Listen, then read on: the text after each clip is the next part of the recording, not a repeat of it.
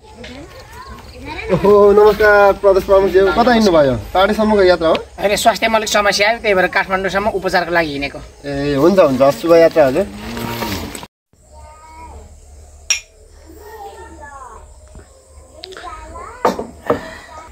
नास्ता पानी पनि भइगयो।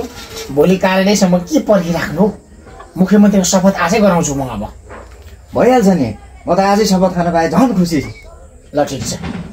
म मध्य प्रदेशको मुख्यमन्त्री पदमा रही नेपाल सरकारको कानुन बमोजिम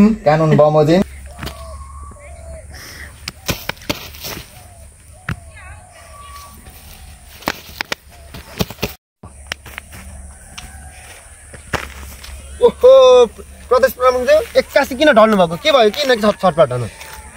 होइन, हिजो होटलमा ज्यापको तालमा एकैचोटि मुख्यमन्त्रीलाई शपथ गराइदिइहालौँ नि त भन्ने जोस चलो कहाँबाट आयो जोस।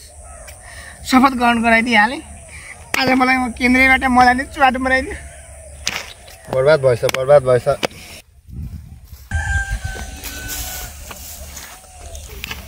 ओहो मुख्यमन्त्रीज्यू, के भयो? किन छटपट गर्नुभएको?